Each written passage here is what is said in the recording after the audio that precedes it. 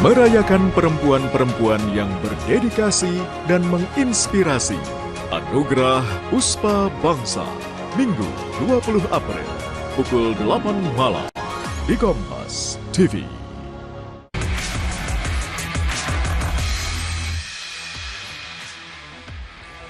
Anda kembali menyaksikan Kompas Sport Pagi bersama saya, Claudia Carla. Kami lanjutkan kembali informasi olahraga hari ini. Sport lovers dari sepak bola tanah air demi bisa keluar dari zona degradasi. PSS Sleman bertekad meraih poin penuh saat menjamu Dewa United.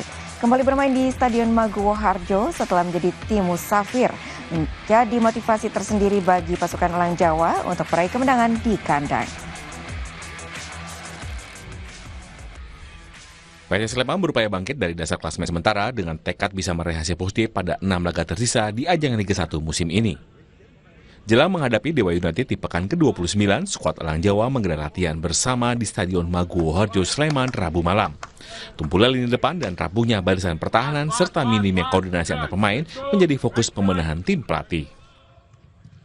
Meski begitu, pelatih PSS Sleman, Peter Huistra, tetap optimistis mental para pemain akan meningkat dengan bermain di kandang setelah hampir satu musim penuh menjadi tim musafir. Apalagi dengan adanya dukungan penuh pemain ke-12.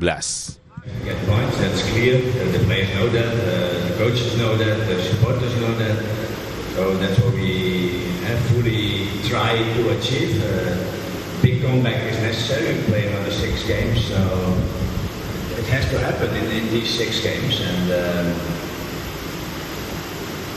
when you have the first home game, you need extra energy in these kind of situations.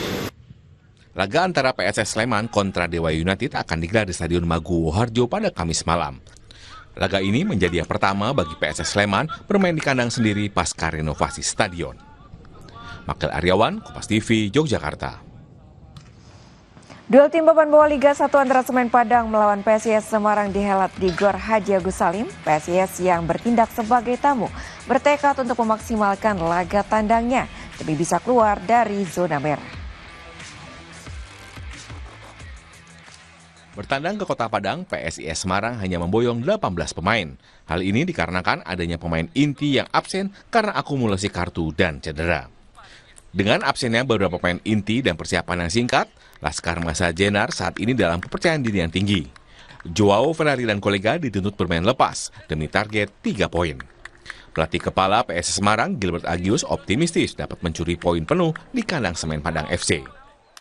The preparation is a little bit shorter than normal. We have some important players also missing from this game. So we are hoping that we come here, we are prepared to play this game. We do final preparation today, and I'm confident that the players who will play in the positions of the other players who are not playing will give their 100%, and we always hope to win the 3 points. Laga PSS Semarang menghadapi Semen Padang FC diprediksi akan berlangsung ketat dan menarik, karena kedua tim sama-sama berjuang untuk keluar dari zona degradasi. PSIS saat ini berada di urutan ke-16 klasemen sementara dengan 22 poin, satu strip di atas Semen Padang yang berselisih 3 angka. Rio Johannes, Kompas TV, Padang, Sumatera Barat.